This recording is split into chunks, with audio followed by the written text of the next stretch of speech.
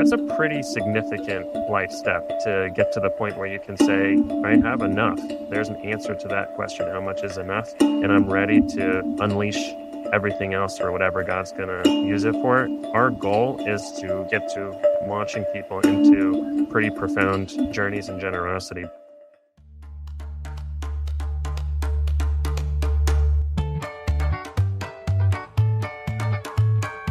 All right, welcome back to another episode of Essentially Translatable, brought to you by Lutheran Bible Translators. I am Rich Radowski, your host, and just want to remind you before we jump into today's content to like or subscribe to the Essentially Translatable podcast on whatever platform you are listening on. We are on all the platforms: Spotify, iHeartRadio, Apple Podcast, YouTube Music, and also on Lutheran Bible Translators YouTube channel. You can look up Lutheran Bible Translators on YouTube, or you can go to our fantastic new website, lbt.org. Scroll down to the bottom of that homepage, but make sure you look around at the environment before you scroll down because it's gorgeous. But you can find that YouTube logo. Click on there, subscribe to all our video and podcast content there. I'm going to be talking today with Kealan and Cody Hobelmann, two brothers. One is a financial advisor, the other a surgeon. But what we're talking about is generosity and exploring their generosity journey. And they are the founders of a ministry called The Finish Line, Financial Finish Line. And they have a podcast called The Finish Line Podcast that I got to be on a couple months ago, and they have returned the favor. In addition, they've been a part of the Lutheran Bible Translators community. They presented to some of our donor communities in Washington, D.C., and in California as well.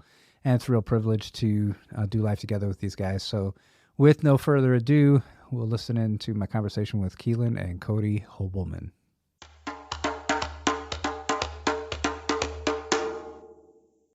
We are here today with Kealan and Cody Hobelmann from the Finish Line Podcast. Great to be with you guys today. Thanks for having us. Yeah, honored to be here.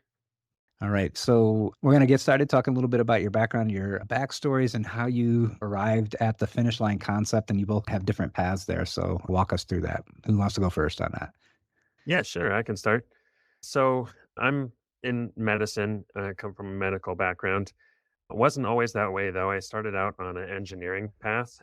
So I had 1 year between college and med school, and during that time, God really started to stretch my wife and I in simultaneously both generosity and global missions. Really started to pull our hearts into both of those areas. And we, for the first time, really started to feel like we were a part of a bigger story going on. And then a year later, I started med school, stopped working, lost my income, and started to take on some huge tuition payments. So we had to figure out what we were going to do at that point. And we started praying a crazy prayer, one of the craziest prayers I think we've prayed consistently in our lives, which was that God would get us through med school without any loans.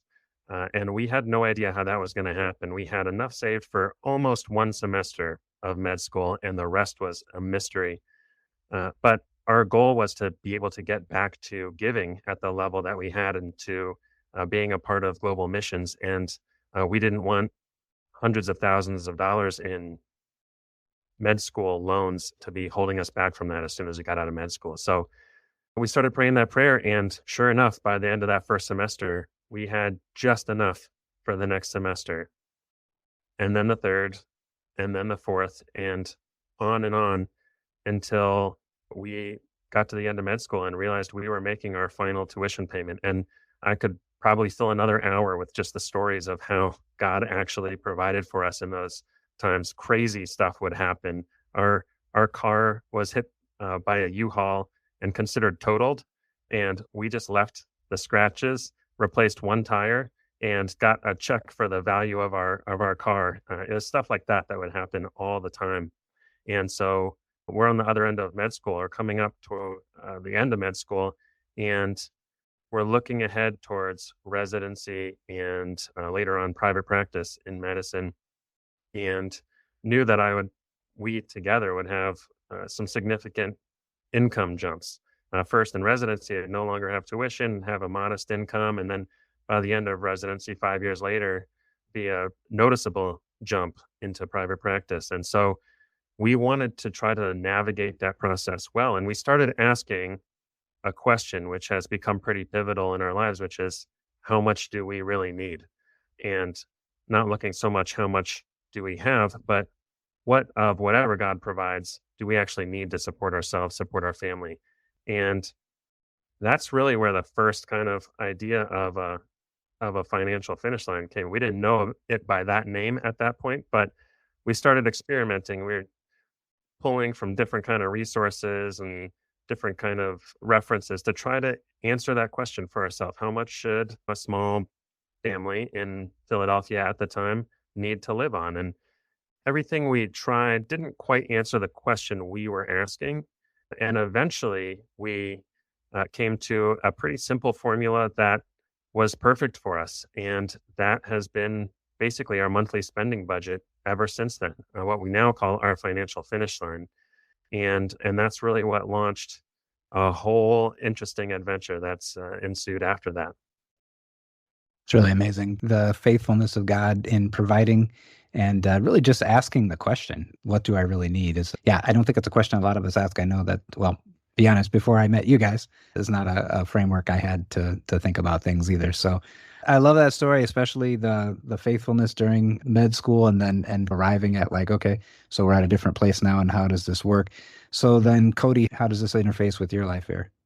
Yeah, so I've been able to categorize 3 different phases within my own life, and in the first phase, I can really see that I was driven by greed, ambition. I really wanted to build my own kingdom. I wanted to make a lot of money. I wanted to own a lot of toys. I wanted to own a lot of properties and just live the biggest life that I could, and that was, for a large portion of my life, what I was set on. And so a lot of my decisions flowed out of that mentality from what I chose to major in college to how I determined my own self-worth and confidence and how I compared myself to others was all rooted in that mindset. And I'm glad that God got my attention, which really kicked off that second phase, which was basically at the church that I was going to at the time. This was just after college. There was an invitation after a series on money to begin tithing. And I think this was back in 2016 or 2017. And I decided to go ahead and start tithing reluctantly. I tried to reason my way out of it and find a loophole, but I decided to start tithing. And it pretty immediately gave me a new perspective on money and introduced me to giving, even though it was out of obligation. That just opened up my eyes to a new use for money that I was not well practiced in and had largely avoided up until that point in my life. So during that period, I started to discover that there can be a deeper purpose behind money, and I can contribute to something that's going on in this church that I was really, really getting so much from. I was able to contribute to and help other people get that same benefit. So I was in that phase for several years where I wanted to make more money because that meant that when I gave my 10%, that the church benefited more. And it was like this, I've heard it called a profit sharing plan with God. I make Right. more, you Okay. make more, everybody wins, right? There we go.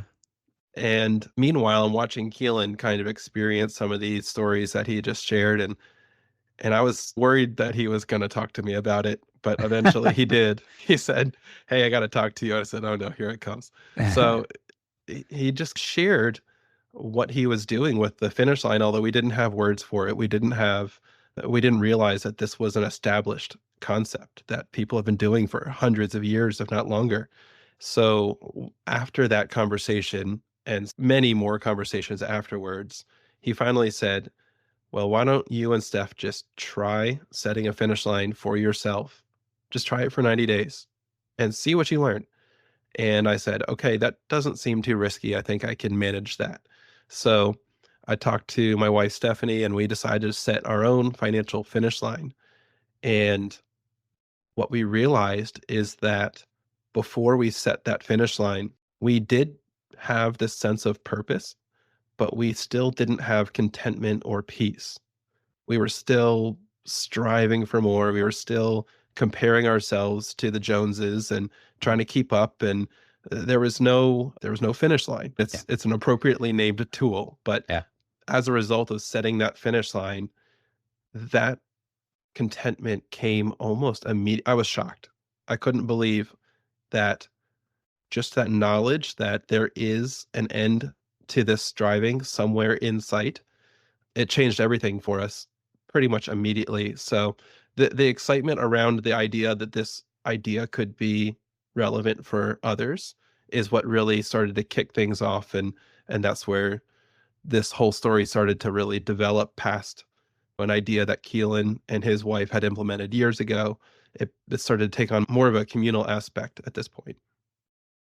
That's really cool. I never even thought about the concept of the finish line being part of what makes this work so well. There's the idea, the call for increased generosity, and maybe even to think about percentage and or even a greater percentage. I can remember a key figure in my life at one point talking about how he changed from giving 10% to more, like, would I really have to make $100,000 to be able to give God $10,000 was his thing. But I never thought about it in terms of the other side of when do you have enough and you can put a finish line on that and the contentment that could bring. So that's really then at the heart of your ministry and the generosity component of it.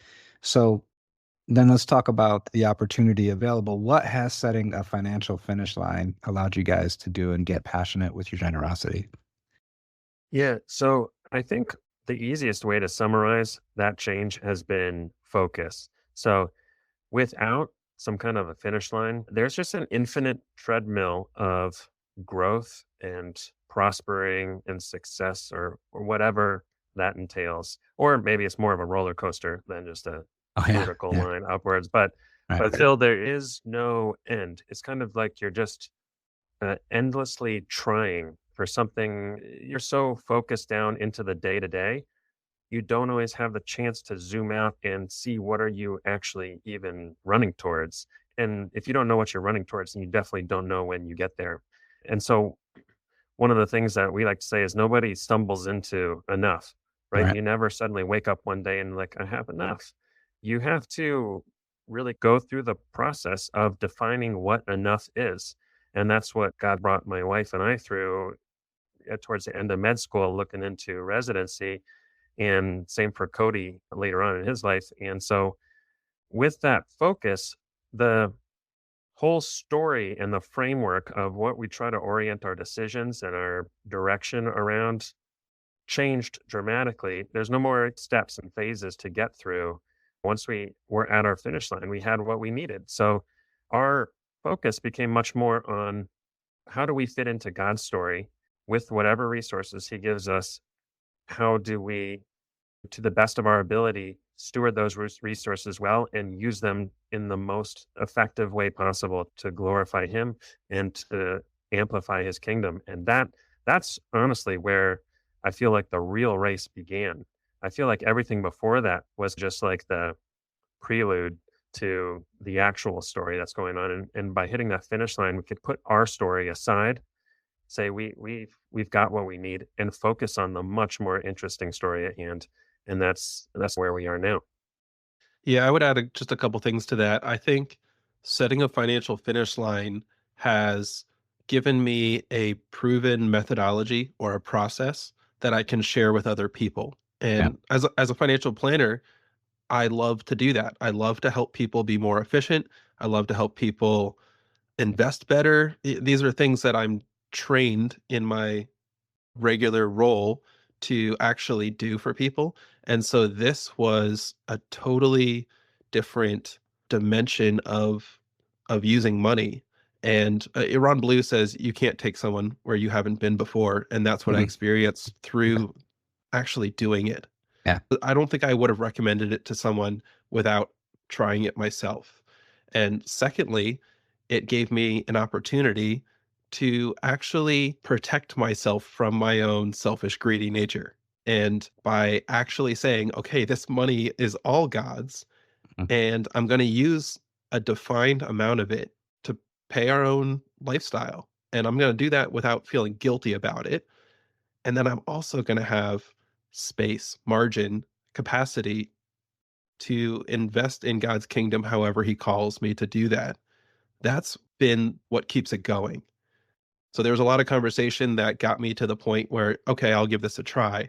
But the joy that's created, the community that's created, the just watching God at work once you actually let go, and then you see even sometimes the harvest that happens after that money is invested in the kingdom and God gets to water that seed and to harvest.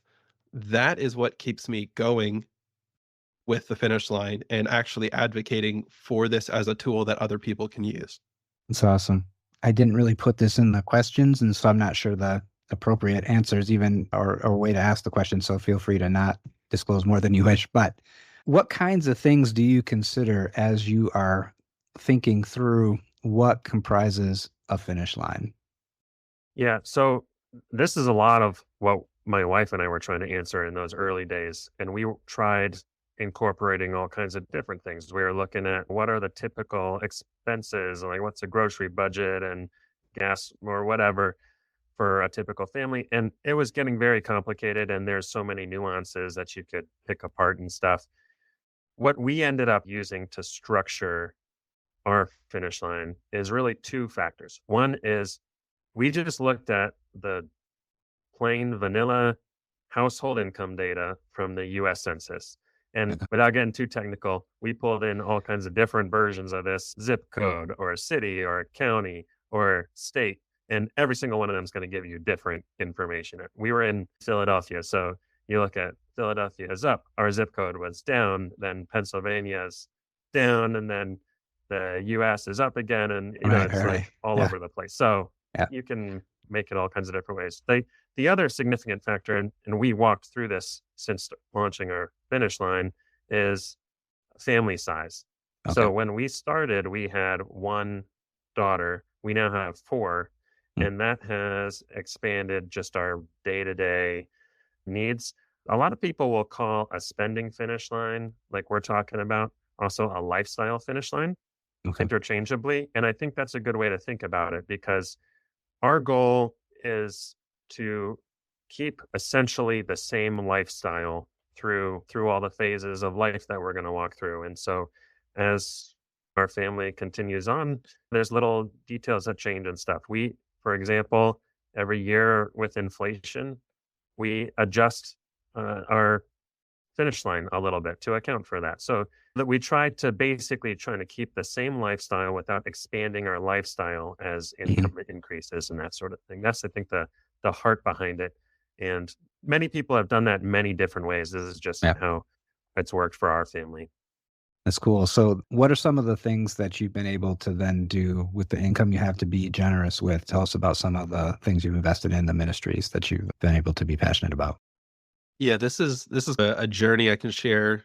It still feels like a newer thing for me. It's only been a few years since setting a finish line, but one of the first things that I wanted to do that I prioritized was getting my wife involved. I didn't want this to be like one person manages the finances and the other person gets the report. Like that was not going to work in this context.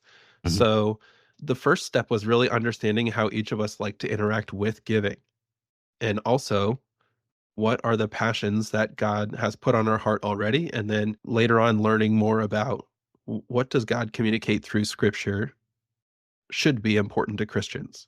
So it could go a lot of different directions. But one of the first things I did was together with my wife do a little bit of spontaneous giving because we had space to do it. So it was just cash to people. They might have been strangers, they might have been people that we knew were in need of help, or just someone that we wanted to make their day. And that got us into that full experience of the joy of giving. And I think that was a really important step for us to start out in because we're both very extroverted, very relationally driven, and we wanted to see the joy on other people's faces and the surprise and to do that as a team sport. But as we've learned more, hear this all the time that it's not just about the giving. That's not the completion. That is a transactional view of it, but where you give really does matter. And an organization that you support or an individual that you are giving toward that gives you an opportunity to build relationships. And that has been the most fun part of this whole journey is building relationships with people around the concept of giving and through giving. So one of the things that has become a big area of focus for me, largely as a result of becoming part of this generosity community, has been Bible translation. Yeah. So Keelan and I got an opportunity where Rich, you and I met at Illuminations last year, Mhm. and our wives got to come with us, and that was such an amazing opportunity to see up close the incredible work that we could never do on our own, even if we had all the money. It was just a little peek into this this incredible landscape of ministry work across the world that God is clearly commanded us to go and be part of this work, and generosity gave us an opportunity to participate in our own way with what we already had.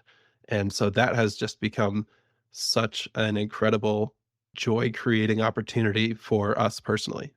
That's great. And for everybody who's listening, there's an opportunity to tangibly get involved in thinking through a finish line. Y'all have a ministry, a website that deals with the Finish Line Pledge. Let's talk a little bit about the Finish Line Pledge and how folks can get connected, how it works, some of the folks that have been involved in their stories and impacts, how many folks are involved in that. Sure. Yeah. So after we had both set finish lines and had seen such dramatic changes in our own lives and families, we started to experiment with how do we help others walk through this similar kind of process that we've been through. That's where the Finish Line Pledge was born. Right now, what that looks like is we have a ton of information on our website, finishlinepledge.com, all about finish lines as well as about greater generosity as a whole Mhm. and lots of strategies of how to enter into generosity. But one of, I think, the most helpful things that we have as far as a finish line is something called our 90-day pledge.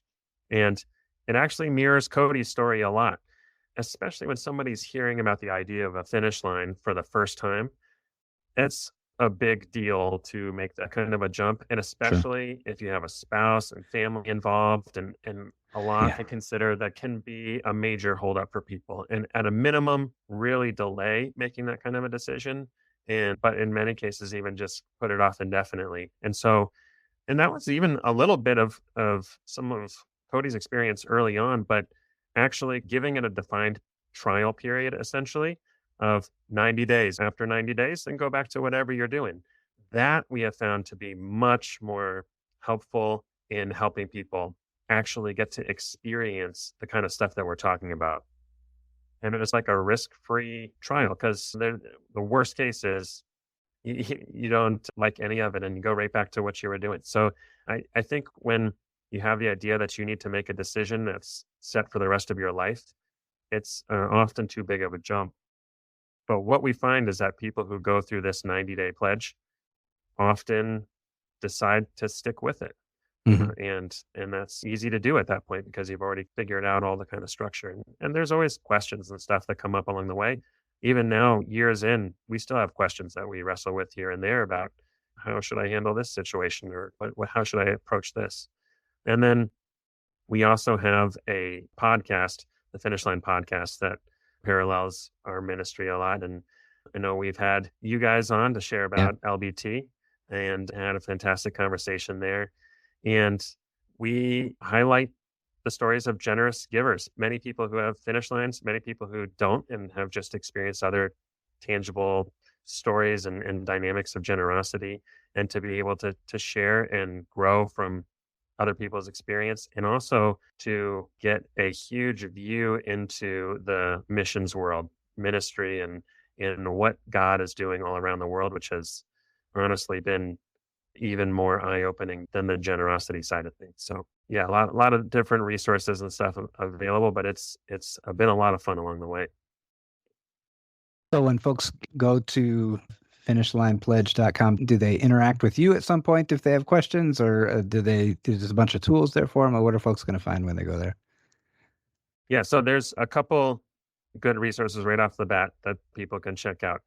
First of all, Our actual 90-day pledge you can find right on our website. That is a process. Usually we'll have people meet with one of our finish line guides, which will talk them through some considerations in their own experience and circumstances to help through the process of setting a finish line and then what that 90 days will look like. And then we follow up pretty frequently during that 90 days with information, things to consider, things to think about that may come up down the line, ways to think about giving. And for a little bit more context, our 90-day pledge is broken into three steps. So, first is setting a finish line, which is the obvious first step. Second, we have people either create a separate bank account or somehow find a way to set money aside. And then third, they're going to live on that finish line budget that they set for 90 days, 3 months. And whatever else God provides above and beyond that amount is going to be set aside in that other bank account or some other way of separating it. And during the 90 days, you don't need to worry about giving or anything like that. Just focus on learning to be content with this finish line that you've set for 90 days. And then after 90 days is when the real fun begins, because then you get to look at whatever God has provided, that surplus and margin, and start to figure out where He would have you use that. And then at the end of those 90 days, you can decide if you want to continue or just have enjoyed the experience for that time. We also have a finish line calculator. So that actually automates a lot of the kind of process that I was talking about earlier about census data. We actually just updated it with the 2023 census data in there. So you can look at how your current spending budget compares to a family of five from around the country and things like that. So that's right on there. And then the podcast, like I mentioned, is easy to find as well. That's just lots of stories of other givers. Yeah, so about how the podcast got started there. You just launched that with the website, or thought you started having some stories and wanted to get them out there and talk to us a little bit about the podcast? Yeah, so the website came first. That was Kealan just set it up and then told me about it. And I thought, this is cool. We can share this with people. So we did that. We shared that with dozens and dozens of people and got a lot of encouragement and a little bit of feedback. And we're trying to figure out, how do we actually invite people into this? And so next came what we call our sprint program, which has taken a couple different iterations, but that's also on our website. The sprint program was basically a small group curriculum, and we wanted to give people some biblical foundation for generosity and then also some practical tools to actually be able to set their own finish line by the end of this program. And so we took several groups through, and that's still available on our website. We've actually broken it up and added some more to it so that people can use it in a variety of different ways. But as a result of doing some of these groups, we started getting some really good questions, but it was already 8 weeks and we didn't want to make it just a 20-week program. So we started the podcast initially to address some of these questions, like, how do I set a finish line if I'm already retired? Or how do I think about buying a house? Let's say I'm moving for work and I have to buy a house in a more expensive area. How does that fit into a finish line framework? And what about debt? What if I have a bunch of debt, but I want to set a finish line? How do you think through that?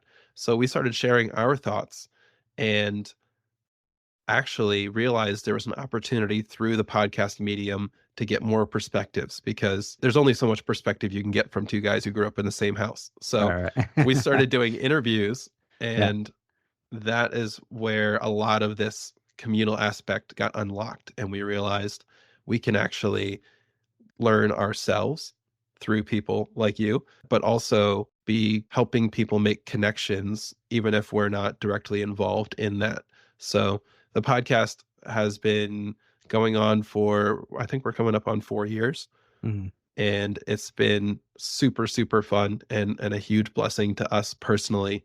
I was going to add to what Cody is saying and just say that the podcast started around the idea of generosity and giving, and a lot of our interviews are around those topics. But I think what has really helped us to grow and challenged us the most is actually hearing from many, many ministries who are on the ground seeing God work every day. And we have, I remember talking to Cody at one point early on saying, there's got to be like a room somewhere where all these people are meeting and just know what the big picture of like what God's doing and how Yeah. he's moving across the world. Yeah. And I feel like we've gotten a glimpse into that metaphorical room and just hearing from people with such amazing perspectives of seeing God work around the world in Bible translation, in church planting, in evangelism, discipleship, and poverty alleviation. Like we're hearing from some of the top experts in the world on these things. And that has completely reframed not just how I think, but really like what I'm excited about getting up each morning, like what I want to do, where I want to be moving, and has given our family direction. And we just keep learning more and more of new layers of what God is doing. And really, I guess to summarize that, we are in one of the most incredible periods of history, probably since Jesus was here, because there is an unprecedented level of collaboration going on among ministries, massive collaboration in the Bible translation world, as you guys are well aware, but also in the church planting world and in evangelism. There are all kinds of for-profit businesses and companies that are starting to redirect like enormous portions of profits to channeling this work on. We are on edge or even kind of stepping into the greatest wealth transfer in all of history as the boomer generation starts to pass on a lot, millennials and Gen Z. And with that comes enormous opportunities to see wealth and resources transferred into the kingdom in just amplifying and ramping up what God's doing around the world. So that's what gets me excited about the podcast is just seeing all these different pieces, both an incredible generosity movement that's really been going on for the last 20 years or so through some of these early kind of founding fathers of the generosity, along with some amazing momentum going on in the missions world and in Bible translation and just seeing all that come together. Awesome. So this is amazing. How many folks have been involved in this ministry then trying out the Finish Line Pledge or different aspects of it or jumping on the podcast? Give us some idea of the scope of where God's taken this idea and run with it here. So I think of the whole process as a successive funnel, right? And we're catching people through all kinds of different phases of the generosity journey. So on a big picture scale, I'd say that's where our podcast is at, right? Very Yep. broad and wide coverage. We're somewhere between 30 and 40,000 downloads. We're coming up on 100 episodes at this point. So there's pretty broad reach across a wide range of generosity and people from all kind of different stages. People who have been walking with this through 20, 30 years and people who are brand new to the idea of giving at all.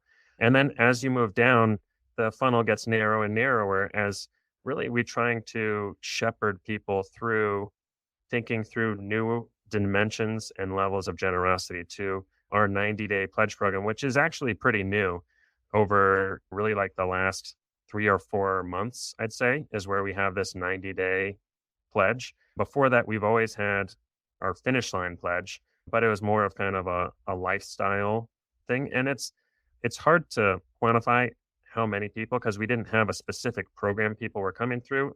Okay. People could just be doing their own thing and just using us as a resource. So it's hard to say exactly. But now that we actually have this 90-day pledge program, I think we're getting a better idea. And there's actually a decent amount of interest. We're hearing from people every week at this point, I think, who are interested in setting a finish line. And that, I'd say that's a pretty significant life step to get to the point where you can say, I have enough. There's an answer to that question. How much is enough? And I'm ready to unleash everything else for whatever God's going to use it for. And so our goal is to get to the bottom of this funnel where we're launching people into pretty profound journeys in generosity. But that's always going to be the smaller end of the funnel. And so we try to interact with every stage along the way. Sure. Yep. Yeah, I would add just some of my favorite stories. I spend a lot of my time when I'm focused on finish line, connecting with people and talking with people. And I think the connections that are made that we aren't even involved in have been some of my favorite stories. So it could be someone we interviewed on the podcast and somebody else who has never heard of them, maybe, or only knew of them from a distance, might connect with that person and say, "Hey, I heard you share something and I connected with that and I wanted to talk to you more about that." We got to hear from a ministry leader who got to share about their organization and how generosity plays a part in this whole movement of the Great Commission. Really, it's an opportunity for everyone to be involved in a small way, but maybe a year or more later, that same ministry leader reconnected with us and said, "Hey, did you know so and so?" And we said, "No, should we know who that is?" And we thought he was gonna say something else entirely. And he said, "Well, they actually just connected with us and wanted to like really engage with our ministry in a meaningful way." And we like it was like a light bulb went off. We just Mm. never had considered that God was doing these things behind the scenes. All we were focused on was let's figure out how to get people to share stories and interact with content and produce more episodes. And we were in our lane and oblivious to some of the incredible connections that God had been making all along. So Oh, that was a really cool revelation. I love I that. think Yeah. that's actually in the generosity movement. I think that there's a lot of hesitation Mm. at guiding people more directly where they can give because you don't want to pressure people. You Right. want them to just explore generosity in a very low pressure zone, which is good. And I think there's a very important place for that.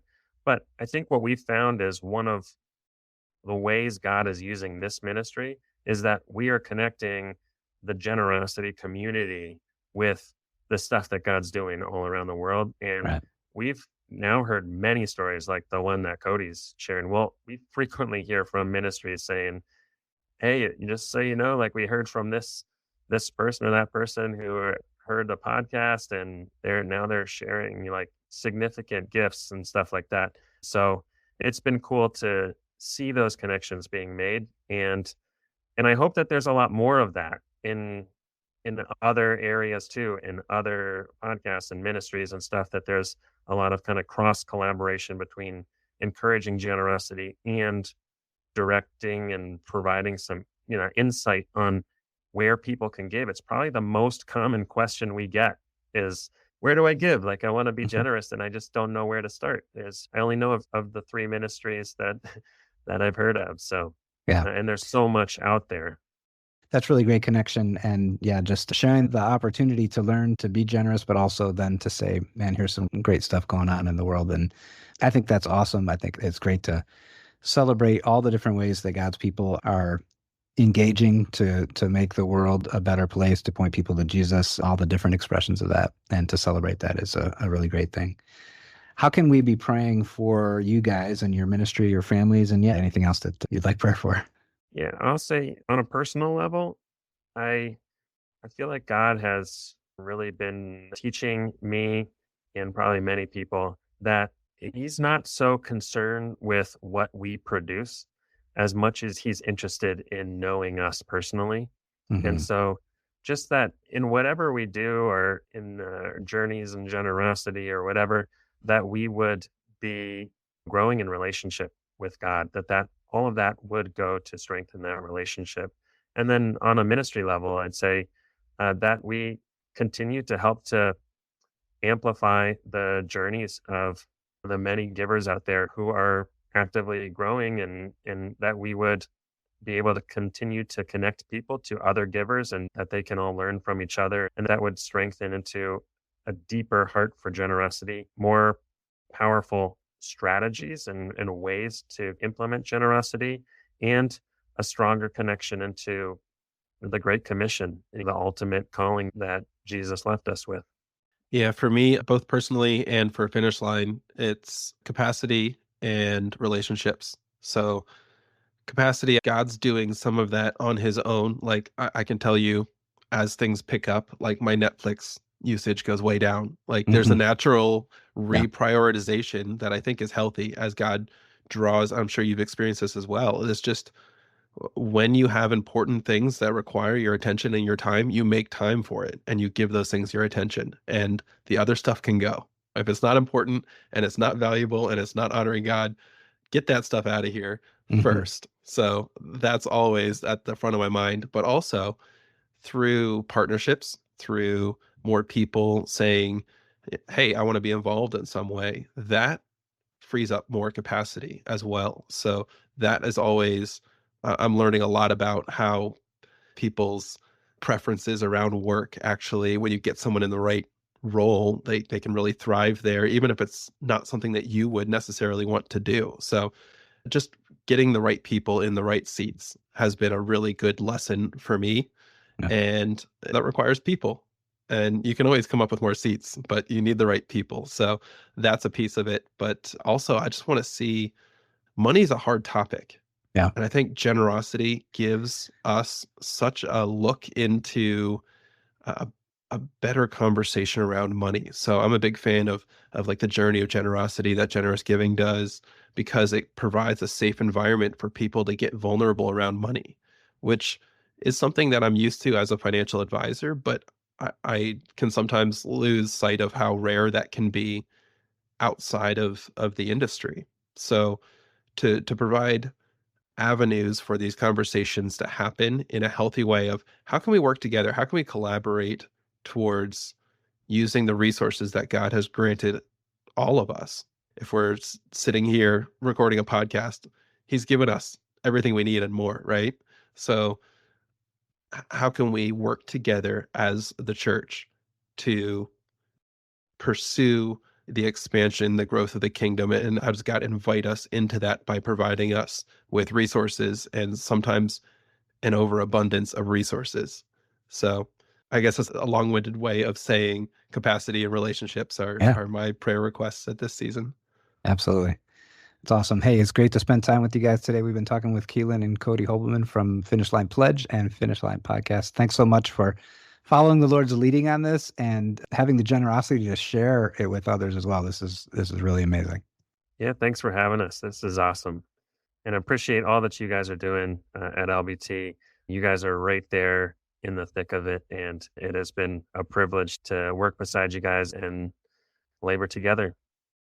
Yeah, this has been a lot of fun, and it's been great getting to know you over the last year or so now. And I just want to encourage you as well in just the couple events that we've gotten to attend. It's just so incredible to see such a focus and such a passion for getting the word of God to people who may not otherwise have the opportunity to interact with it. And that's something that can so easily be taken for granted.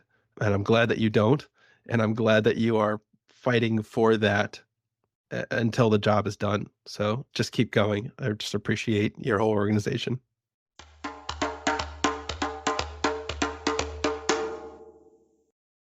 As I said, it's a real privilege to just listen to these guys' story and see how they've wrestled with the concept of generosity, the concept of satisfaction, and recognizing that the Lord is the giver of all gifts. And at a certain point, He has given us what we need to survive and given us the opportunity to be generous. And I find their concept challenging, still leaning into that and figuring it all out myself, but really captivated by the idea and working through some of those concepts and principles, and invite you to do the same. You can find out more about the Finish Line Pledge and their program there at the website, finishlinepledge.com. And again, Kealan and Cody have a podcast that drops every other week, I believe, at Finish Line Podcast. Finish Line Podcast is on all the platforms. Really want to thank you for listening to Essentially Translatable. Look forward to talking to you soon. God bless. Thank you for listening to the Essentially Translatable podcast, brought to you by Lutheran Bible Translators. You can find past episodes of the podcast at lbt.org/podcast, or subscribe on Audible, Apple Podcasts, Spotify, or wherever you listen to podcasts. Follow Lutheran Bible Translators' social media channels on Facebook, Instagram, or Twitter, or go to lbt.org to find out how you can get involved in the Bible translation movement and put God's Word in their hands. The Essentially Translatable podcast is edited and produced by Audrey Sider. Artwork designed by Sarah Radowski. Music written and performed by Rob Veit. I'm Rich Radowski. So long for now.